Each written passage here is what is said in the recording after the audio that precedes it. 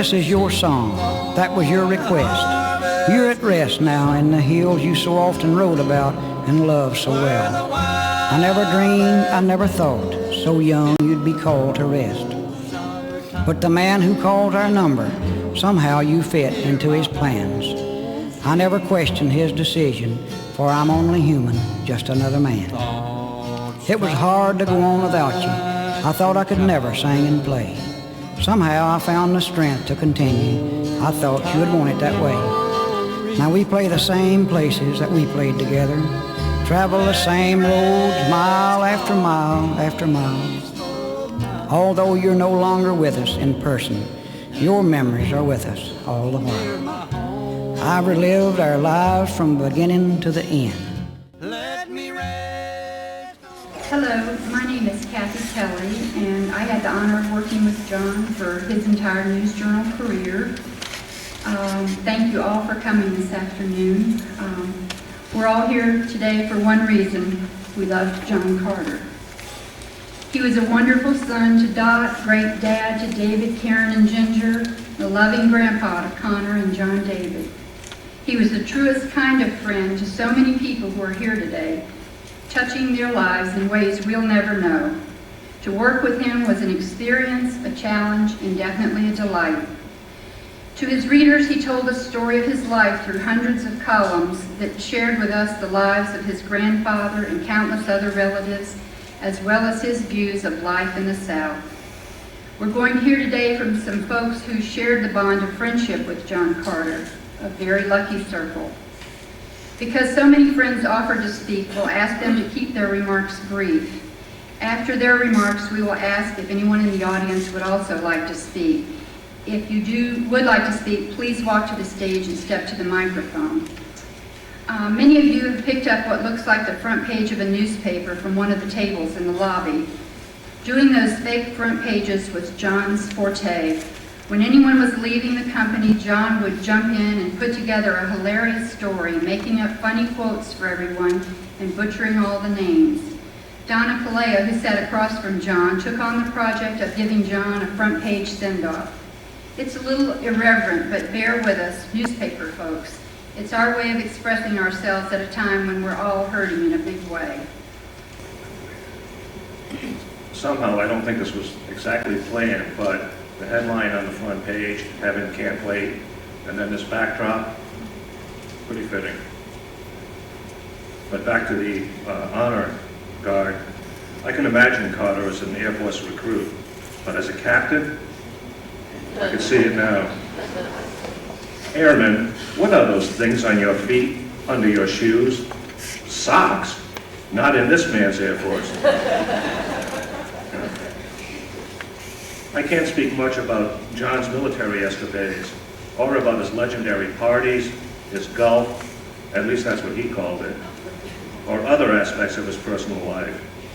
There will be others today who will probably tell you more than you wanted to hear.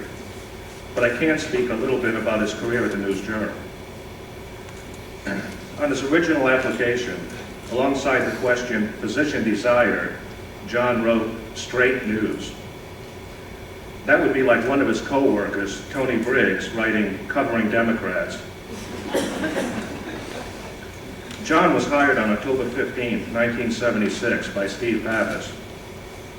John's starting salary, a man with more than 7 years of military experience in the media, a man who served as press representative for a national church body, a man who spent another 4 years at a Dallas college, handling PR, teaching journalism, and shooting photos. His starting salary was a staggering $165 a week. Okay, so he had no daily newspaper experience. So maybe it was a gamble. Just how much of a gamble? Perhaps the most prophetic words ever written about Carter were by a former boss, Russ Hoadley, who really hoped to be here today, but is in Detroit on business. Russ wrote to Pappas on November 24th, 1976, just 1 month after Carter was hired. To Steve from Russ about John Carter. Not sure yet. Like what I've seen so far. Quick study, willing worker, generally clean stories, competently organized. But There's still something about him I'm not sure of yet. Can't put my finger on it. Stability, dependability, how will he do over the long term? What kind of person, what kind of reporter will he be in 6 months, a year? I've still got questions. Signed, Russ. We know the answers now, that's for sure. But Steve Pappas started to realize John's value just 3 months later. He wrote to the publisher, "When I started John Carter, I started him too low. He's a real find. I'd like to see him get another $10.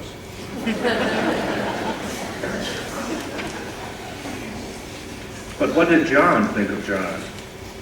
I'll read you some excerpts from his original resume.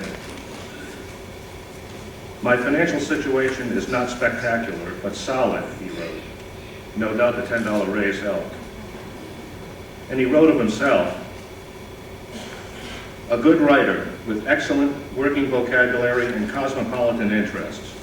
I contribute positively to office harmony and am used to working long hours and tolerating inconvenience until the task at hand is completed.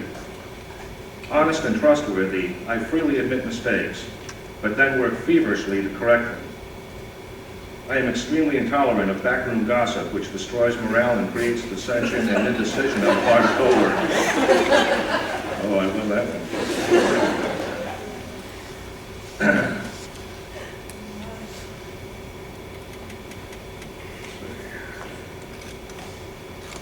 Anyway, a quote attributed to one of John Carter's heroes, Gamble Rogers, goes like this: "When your work speaks for itself, don't interrupt." We won't, John.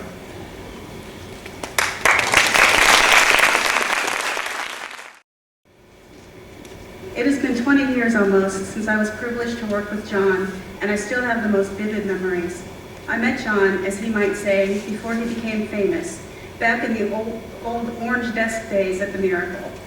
He came up to the newsroom one afternoon in answer to an ad Steve Pappas had placed for a reporter. Steve and I took one look at this guy and shook our heads in disbelief. First, he was, how shall I say, not young.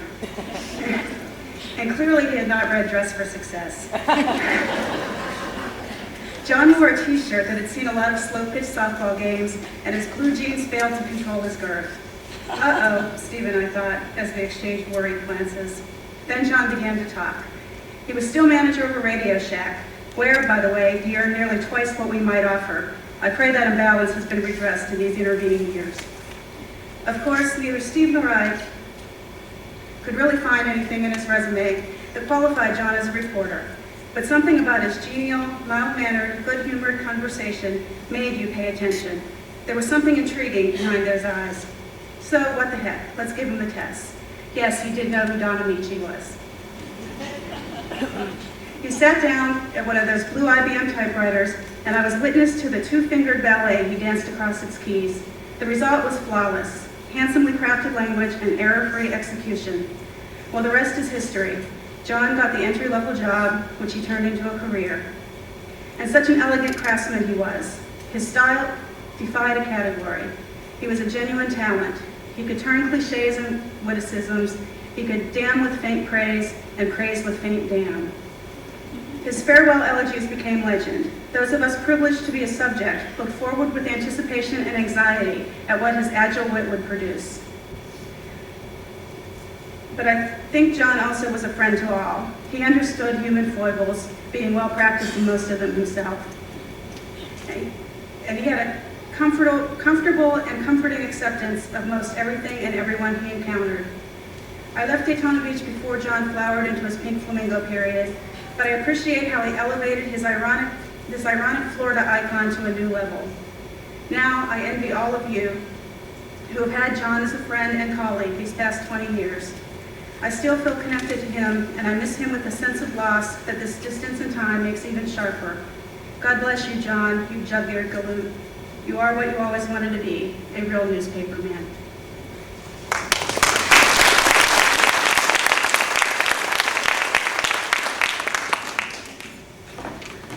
Next, we'll hear from a particular friend of John's from the days when he covered the city of Daytona Beach. Jim Huger is a former Daytona Beach City Commissioner as well as a County Commissioner, so he'll share his memories of John now. Thank you very much, Kathy. To the family of John Carter and to all of his friends. Sometimes words are inadequate to express one's feelings. And that came the other day, the afternoon, as I sat there reading, the phone rang. When I answered it, the words were, "Jimmy, John Carter is dead." My reaction was, oh, no, that can't be. For I just saw and talked with John about a week ago. Then they began to tell me what happened in that instance. Some 40-odd years ago, when I started in public life, I found over these years that I had had the good fortune of knowing a number of reporters, some of them good, some of them not so good. But in John Carter, I found not only a good reporter, but a friend. There were many times as we worked together at City Hall that I had problems that I really could not fathom. But I could sit down and talk with John, and listen to his wit, and come away feeling that I had been uplifted because this man had had experiences that he could share. Many times I've just sat and listened to John tell stories about Daytona Beach and how it had grown from what it was to what we are now experiencing. John was a true reporter. One thing that I will always remember is that he never took anything halfway. When he had a story, when he had a lead, he would always follow through and interview and call and check. And you could believe that when John Carter told you something or wrote something, you could take it to the bank because it was good. John believed that we were all put on this earth to do good. And if you were not doing good, then he felt that you were just wasting time and taking up space. Through my experiences with John, I think about the words of the song that Martin Luther King loved so well, and I think this embodies John Carter in all of his aspects. That if I can help somebody as I pass along, if I can cheer somebody with a word or a song, if I can show somebody he's traveling wrong, then my living will not have been in vain. John Carter's living will not have been in vain. And to the family, may that unknown being who guides the destiny of us all comfort you through these very trying hours. And we want you to know that those of us who were friends of John are standing by to do whatever we can to help you during these trying times. Thank you. Thank you. Good afternoon, everyone. I had the privilege of working at the News-Journal with John and with many of you here today from 1976 until November 1979. For me, John was like a mentor, big brother, and best friend, all rolled into one.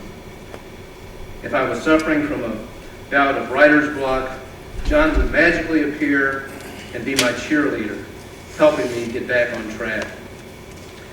If I was battling problems of a more personal nature, John would patiently hear me out and help me figure out what I needed to do. John's unfathomable love of life gave me lessons in how to live my life. Many of those lessons were about how to enjoy the little things that most of us overlook and take for granted. The parties that John threw at his beloved Melody Ranch home on Eugene Black Street are legendary, but John could make nearly anything seem like a party. Just going to the corner grocery store with John was a fun-packed adventure, especially if he popped in a Jerry Jeff Walker tape and we could sing along. Being in the News-Journal newsroom was more fun when John was there, just from the anticipation of what he might do or say next. I still have the mock-up front page John made for me when I left the News-Journal, and I have used the same format for friends of mine at the Kansas City Star.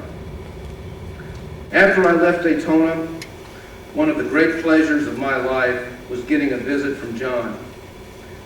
Our family album includes pictures of John schmoozing with the other guests at my wedding and John holding my daughter Rachel when she was an infant. And because John was so interested in so many things and so knowledgeable, you were bound to learn something new about the world every time you saw him. I will also remember John for the things he fought against: greed, arrogance, phoniness, and narrow-mindedness. He didn't like it when people and institutions took themselves too seriously, even if he agreed with their point of view. Whether the endeavor was journalism or trivia or any other pursuit, most of us simply could not compete with John Carter. But John made all of us look good because he brought out the best in each and every one of us. For that and so much more, we owe him a deep well of gratitude. Thank you, John.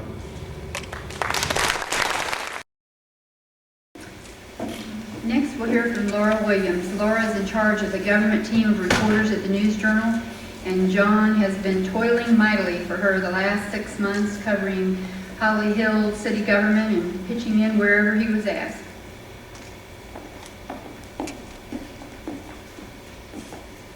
Hello. Unlike many of you, I only knew John for a short time, unfortunately. Still, I feel led to help honor him today. I've been his editor just for the last 9 months, when he agreed to cover the city of Holly Hill, as Kathy said, because we needed extra reporting help. All this week, I've seen people come out of the woodwork with fond stories about John. Everybody seems to have stories about the storyteller. I know that he was very proud of his children. As one of his lunch buddies tells me, I know he was very, very smart and an incredible speller, and I know that he was very eloquent. John obviously touched many, many people with his big heart. My favorite story is from just a few weeks ago, when we celebrated his 60th birthday in the newsroom with a birthday cake. I was afraid he'd be embarrassed at the fuss, but he took it all in stride. We were talking about getting older, and he just told me with a smile, I take the party with me wherever I go. Seeing all of you here today, I know that he did that. Thank you.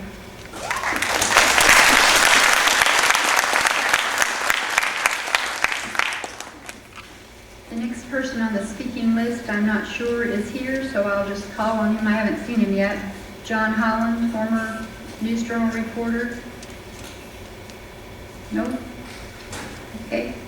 Next, we'll hear from Marilyn Breeze of the Pioneer Settlement. John frequently wrote about the place over in Barberville where people learned about how life was in Florida many years ago. And that is the place that his family chose to ask that contributions be made in his honor. This is Marilyn Breeze from the Pioneer Settlement.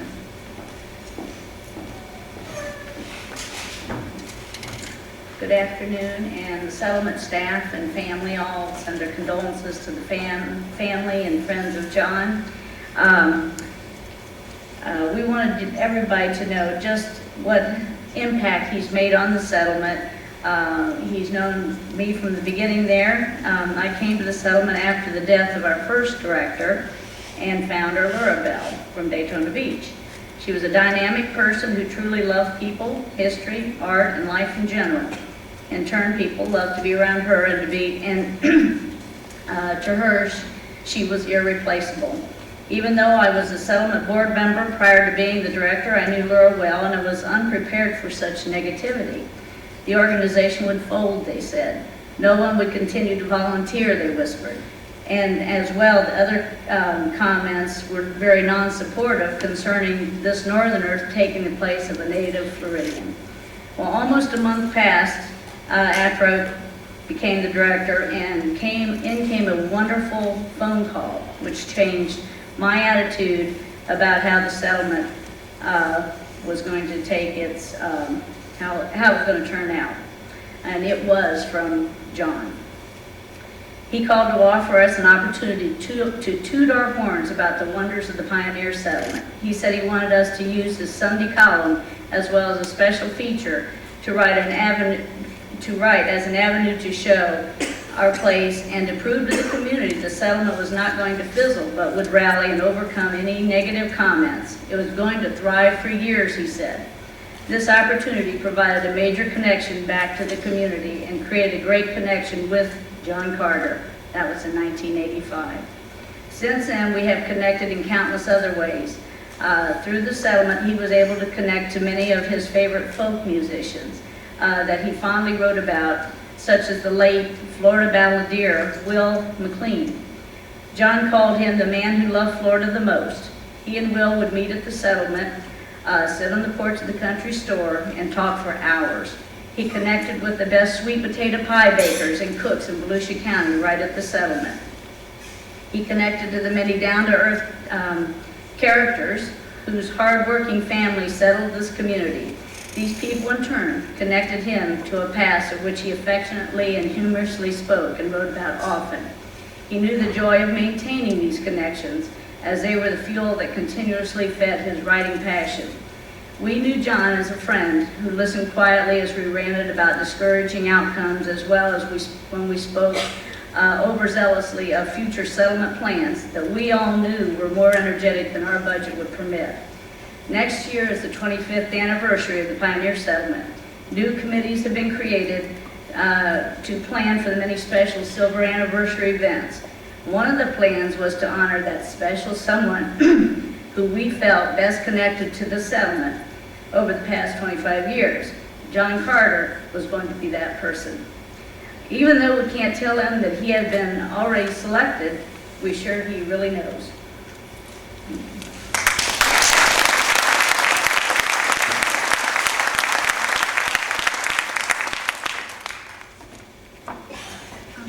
Next, we'll hear from another former News-Journal staffer, Mary McLaughlin. Hello, everybody. It's good to see you again, even like this. I got a call last night from Ken Goodman, another good old friend and former News-Journal person who wanted to be here today and may yet be. He said, do you realize people all over the country have been contacting each other and talking to each other this week, all because of John? And we talked about that, of what a touchstone our good old friend was for so many people that we may never have known. And like everybody else, I guess we were sort of picking through our memories, years of memories of John, trying to find some that we could tell in mixed company. I mean, with his mama and his kids and grandkids here and management. And First, just a quick personal note, 10 years ago, when in a dark time of my life, John was a strong shoulder and a steady hand and a calm voice and a pillar that we leaned on gratefully and could never repay. And then, of course, like Julius and everybody else, my thoughts went back to the golden days of Melody Ranch, where so many of us, what was the saying, where many a stranger left a friend and vice versa, or something. Where many a stranger became a friend and vice versa. Oh, right, all right. I always felt like a little bit of a fraud around John. Well, basically, he was a bit of a fraud, too, because, as so many of you have pointed out, and every one of us who knew him knows, behind that carefully nurtured persona of the jug-eared cracker philosopher and punster was just an awesomely capable mind that could observe and absorb and retain almost anything and was interested in everything. And so I always felt a little bit in awe of that and kind of ashamed that I couldn't even ever learn the words to that dumb armadillo song that he played and we had to sing and lurch to at every soiree. You know, I hear some know the one I'm talking about. It was "Wanna Go Home with the Armadillo," "Dum Dum Dum Amarillo," and "Abilene," and something women you've ever seen. That was all I could ever remember of it. But it didn't matter because by the time we sang it at every party, nobody cared about the words anyway. And Melody Ranch had another good effect too, positive effect, and that was no matter how frustrated or inadequate you might feel about your shortcomings as a housekeeper, all you had to do to make yourself feel good was to summon up the vision of the shower curtain at Melody Ranch. For those of you who aren't old enough and didn't get a chance to see it, I'm sorry because you missed a true biological phenomenon. I regret that it's lost to mankind because I suspect there might have been cures growing in there as well as the various plagues. So I guess John has gone home with the armadillo, and the rest of us ain't that far from Amarillo ourselves. So Huevos Rancheros, amigo, from all your old buckaroos and what was it, buckaroos and buckarettes. We'll meet again.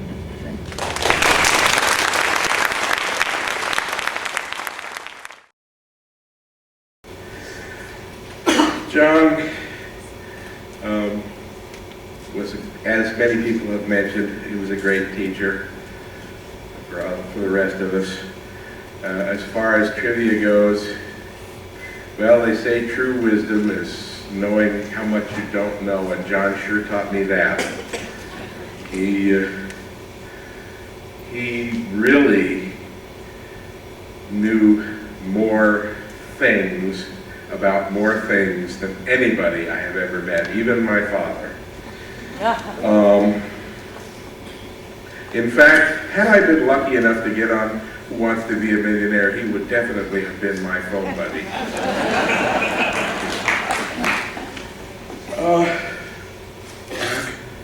My first real connection to John was not over trivia, however. John spent his spare time while enjoying the charming tropical climate of Greenland, listening to faint, crackling radio signals. He never said whether they were from England or from Canada, but containing the madcap antics of three of the strangest people who have ever graced the face of the earth, Peter Sellers, Spike Milligan, and Harry Seacombe, who created a program in the early 1950s called The Goon Show. This show was the predecessor of Monty Python and practically every madcap comedy on either side of the Atlantic since then. And as far as I've been able to determine, John and I are the only two people in Daytona who know anything about it. I found out about it listening to some records that I happened to stumble on. So he and I could trade quotes from the Goon Show and know what we were talking about. Possibly the most favorite is where one of the characters said, "I was so heavily disguised that even my own grandmother wouldn't have known me." Hello, Nettie. Hello, Granny.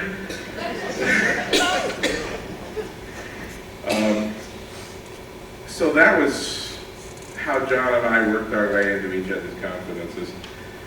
And I could sit here and repeat everything everybody else said, because it's all true. Another fine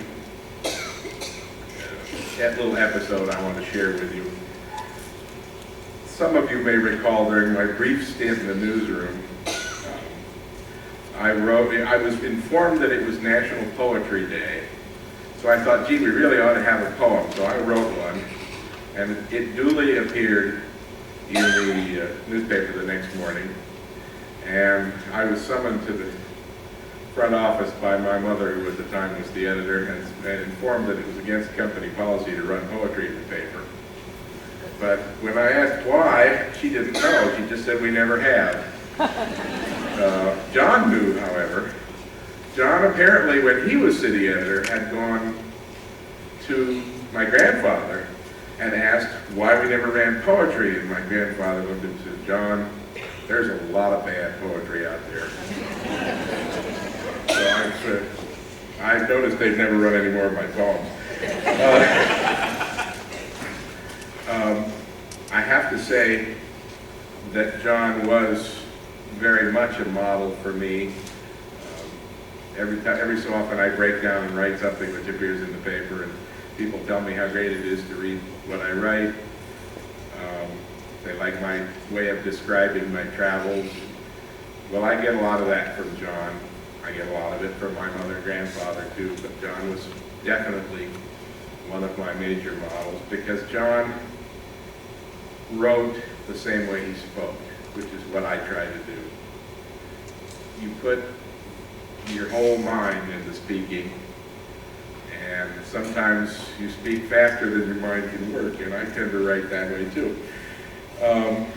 Anyway, I'd just like to close by saying I didn't have the privilege of working in the newsroom with John for any great length of time, because most of the time I was in the newsroom was a different shift. I was there working with night copy desk, and he was reporting during the day. But Mark described a lot of what it was like and reminded me very much of something I read. I have a theory that for practically any situation you meet in life, there's an appropriate quote Shakespeare somewhere. And I was reminded of a passage from Henry V. Forth he goes and comforts all his hosts, bids them good morrow, calls them friends, brothers, and countrymen. It sounded a lot like what Mark said he would do in the newsroom. And as may unworthiness define, a little touch of Carter in the night.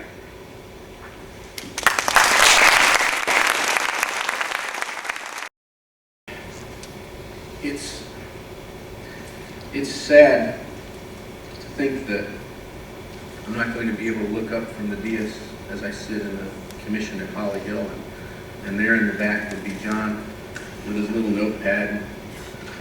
Every time you said something that you said, "I hope that's stupid and won't be in the paper," and you watch him writing.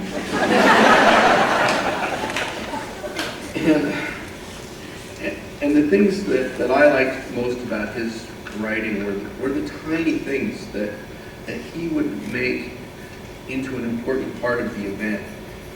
The thing that we all know, and they even mentioned in here, was a little sign where somebody misspelled festival and it said vestibule. And I think if he was writing about today's event, there's a little sign as you come in that's on the side that says fog and strobe lights will be used in this production. And I think he would have liked that at his funeral. Thank you. I spent 6 or 7 years sharing a cubicle in the News-Journal next to John. He was the same every day. The sign on his desk said that he was a legend in his spare time. And it's real obvious from what everyone said today that he devoted more than his spare time. He shaped us, he molded us, he taught us much. And now it's up to us to carry on, to think about, to say all the things that he taught us over those years. And it's going to be hard, but we can do it. He knows we can. For a couple hours Friday, a few of us took some time to go around the building and collect some money for John's favorite charity, the Pioneer Settlement. And in that span of time, 206 employees donated $803 for their favorite reporter, John Carter. Thank you. This is Red Langston. I knew John for a long time, both out at Pioneer Settlement, and read his column for many years. And I've been lucky in the 30 years I've been in Florida. I knew 4 great Floridians. One was Don Brooms, one was Gamble Rogers, one was Hal Marshman, and the other was John Carter. And when he passed away, I was reminded of something I heard about Red Rector, who was an old-time bluegrass musician, mandolin player. And someone once said, I never met anybody that didn't like him, but if I did, I wouldn't trust him very much. And that's the way I feel about John. Thank you. I'd like to say a few words about John's alter ego. A lot of us who play NTN trivia across the nation only knew him as Gonzo. And whenever I would go over to Hooligans up Norman to play trivia, I'd always look to see on the leaderboard who was leading the game at that particular moment if John was there. If Gonzo was on the board, I'd go find him and I'd sit with him, and quite often with Eileen, who plays his D also. And if you score high enough and you happen to win the game that you're playing, your name gets put on a top 10 leaderboard. And many a time I would go into Hooligans to play trivia and look at the top 10 board to see if we can get my name that finally made it on there somewhere, only to see Gonzo, Gonzo, Gonzo, Gonzo, D, Gonzo, Gonzo, and then one of the other hapless players that were there that night. But I want to tell a quick little story about how John touched me one night. I was working Hurricane Fran claims in Wilmington, North Carolina in the fall of 1996. And I'm a catastrophe adjuster. And when we're out working catastrophes, we work very hard, long hours, trying to help people rebuild their lives. And one night I finally thought, I've been working really hard and I deserve to go out and find a game of trivia someplace. And us trivia players keep track of our points that we earn in scoring in games. And I knew that if I went to a place local, I could actually get points for this game if I knew the code to put into the little satellite network box that would recognize me as playing this game. And I thought, gosh, I don't know what that code is and how can I find it? And I thought, well, I'll call Hooligans and see if John's there. Well, sure enough, he was, and he gave me the code. And I said, well, thanks, John, for calling me. I'll be playing tonight later on. So I finally found a place in Wilmington that had this game. Unfortunately, I think all the tree cutters from West Virginia were also there at this little establishment that night, but I sat there, the only one in the whole bar, playing my little trivia game. And 3 times throughout each game, they would tell you who is leading at that particular moment across the nation. And as usual, Gonzo was up there on the leaderboard. And so the first break, I saw Gonzo was within the top 20, I believe. And the second break, after 10 questions, there was Gonzo's name again. And then finally, my name was nowhere on the board. But on the very end of the game, as it showed the final winners of that round, Gonzo had changed his name to hide him. Here I was, thousands of miles away from home with my family, and that little bit of remembering me meant so much. And I'd like to right now type into my little NTN trivia box, hi John.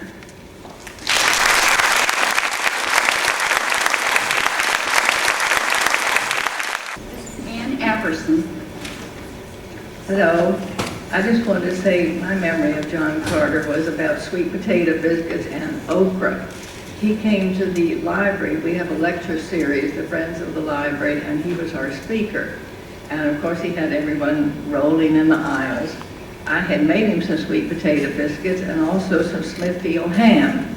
And that's Smithfield, Virginia, and a lot of people argue about which is the best, but this is the best, and it's a lot of trouble. And I gave him a whole package, and I said, my husband, he always said when he died, he wanted me to put a Smithfield ham sandwich in his pocket and a little piece under his tongue. And I said, honey, where you're going is going to be fried, but I'm going to certainly do it. So I told John about it, and he laughed. So when the question period came, I said, I have 3 questions. Do you like flamingos? How did you get interested in them? And are they edible? He refused to answer the 3rd question, though he did very well on the first 2. And I'm going to take time, it's just a minute. And you said he told so many jokes in the newsroom, but this was a joke, maybe everyone's heard it, but he told it so wittily that I have to repeat it. It seems an Embry-Riddle student was looking for extra work, and he went up to John Anderson Drive, knocking on the doors of all the rich people. And the first one he came to, he said, I'm a handyman, I can do anything. And the man said, well, he said, can you paint? Because I have a porch that needs painting. And the young boy said, sure, I could do that. He said, well, you look it over, go in the garage, everything's out there, and give me an estimate. So the boy came back and he said, well, do you think $30 would be too much? And the man said, no, that's fine, you get started. So he went to his wife, sitting on the deck, and he said, boy, have we got a sucker here. Said, that boy's a Yankee. He hadn't any idea that porch goes all the way around the back and the kitchen all around. So he said, $30, think of that. So about 15 minutes later, the young man came back and he said, I'm all finished. He said, you couldn't possibly be, that's impossible. He said, yes, I am. And I gave it 2 coats. He said, but you know, there was one thing you're wrong about. That wasn't a porch, it was a Mercedes. Qui desiderio sit puder aut modus tam, ceri coctitus, buckaroos and buckarettes. Where do you fancy in grieving when it's for someone so loved? It's a very old line, spoken at memorials for the past 2,000 years or so from an old Roman poet who wrote a lot like a columnist because he described daily life and the good small things around him. And that's why we've stayed grateful to him for so long, and why we stay grateful to anyone who can tell a story, describe the stuff you see around you in a way that makes it pop into focus. And like you should have thought of it that way yourself from the start. John was that kind of person. He had that kind of gift. He was tremendous as a writer, a journalist, a co-worker, a friend, and a car driver because of the way he passed along the relish he felt at living each day. You gotta see this land, he'd tell me, and he'd be right. You gotta see this was the unstated motto of everything he wrote. It was his motto. He made his enthusiasms, the flamingos, the Florida lore, the hoe cakes, the sweet potato pie, the trivia games, the bad golf, barbecue, fishing on Lake Okeechobee, Jerry Jeff Walker, Gamble Rogers, some of the more bizarre internet sites, truly bad movies, Disco Beavers from Outer Space comes to mind immediately. And taking away Nolan's money at 25-cent anti-poker games. His joys and discoveries soon became somehow your joys, enthusiasms, and discoveries, and he would have done this whether he was paid to do it or not. And anyone at all could become part of the party. After John's death, I got a real sweet email from a woman who had been, of all things, his regular bank teller each week. John always spoke fondly of bank tellers because they know how much you have and they're nice to you anyway. And even in something as mundane as depositing a paycheck, John's zest for living brought him an audience. Not even a bank was immune from the world according to Carter. His voice as a writer was the same as his voice talking at you.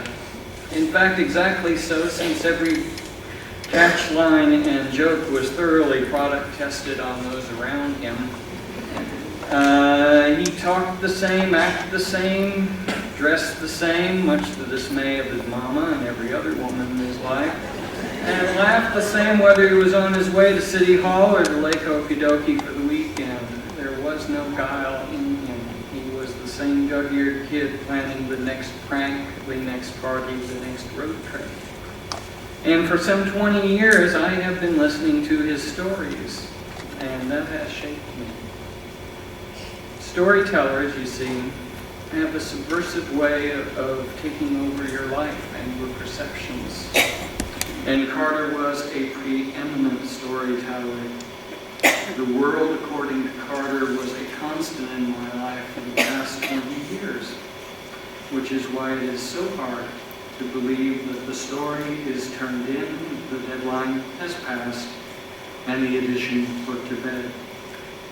And now he is playing this last prank on me. I find myself walking sheerly out of habit to his desk, and am stunned to find him not there. Surprised to find him not sitting with Desi at the News-Journal cafeteria. And I turn to where he should be after I have just set him up with a really good punchline. He almost seems there. Let me steal something from poet Donald Hall. It is our habit to continue by daydream to contradict death, so that continually we imagine our friend smiling to hear our stories or taking pleasure in some piece of good fortune until his death leaps out of the corner again to jeer at us. No, no, you don't. No. So I'm learning to treasure these moments instead of letting myself feel like I had walked into a wall. For each is a short playback of the world according to Carter. A world that, after all, I get to keep a bit of. Stories I still repeat, with attribution, of course. John did not stake out death like a desperado waiting for a train. It came to him like a story of breaking at press time in a damn old pickup truck on the edge of the woods out in the country. If he couldn't glide a fishing boat into his reward, navigating around a pink cloud of flamingos that shouldn't be able to fly like that, this might be a good fourth or fifth choice. Too much is not enough, John. The next one we will have to tell on our own.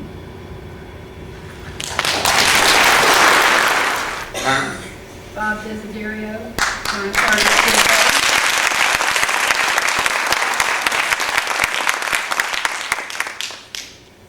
I didn't need to come here and speak today. In fact, I didn't think I would be able to. But then all of the people came out of the past. Mary, God bless you, so many others. The worm farmer, Julius Carouche. All the people who, along with me, learned so much from John. I retired in '92. Then I came back and started writing a column. And I said it was because Josephine asked me to. But that wasn't the real reason. The real reason was for one magical hour every week, I had lunch with John in the cafeteria, and it was the best damn hour of my life. Thank you. Thank you all for coming today. Thank you for loving John Carter. And we'd like to invite you to drop by Hooligans up on State Road 40. John would like you to have a drink on him.